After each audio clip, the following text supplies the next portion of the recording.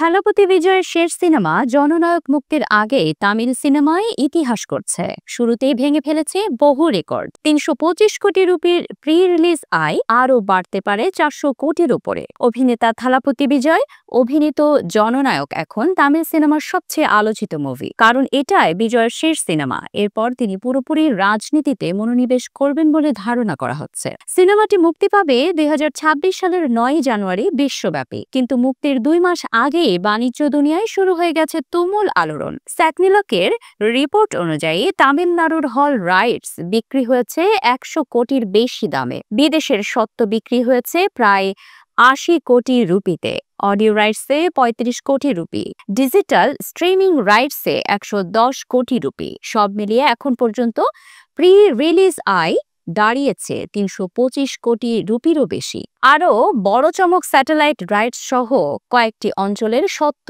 এখনো বাকি। তাই বিশেষজ্ঞরা বলছেন এই আয় ৪০০ কোটি রুপিও ছাড়িয়ে যেতে পারে। জননায়ক একটি অ্যাকশন রাজনৈতিক থ্রিলার। বিজয়ের রাজনৈতিক ভবিষ্যৎকে সামনে রেখে সিনেমাটি নিয়ে দর্শকদের আগ্রহ আকাশ ছোঁয়া। পরিচালনা করেছেন এইচ বিনোদ, নির্মাতা কেভিএন প্রোডাকশনস। বিজয়ের সঙ্গে আরও অভিনয় করেছেন পূজা হেগড়ে, ববি দেওল, মমিতা বাইজু, গৌতম বাসুদেব মেনন, প্রকাশ রাজ, নারায়ণ ও প্রিয়ামণি। এমন তারকায় ভরপুর কাস্ট জননায়কের প্রতি দর্শকদের আগ্রহ আরও বাড়িয়ে দিয়েছে।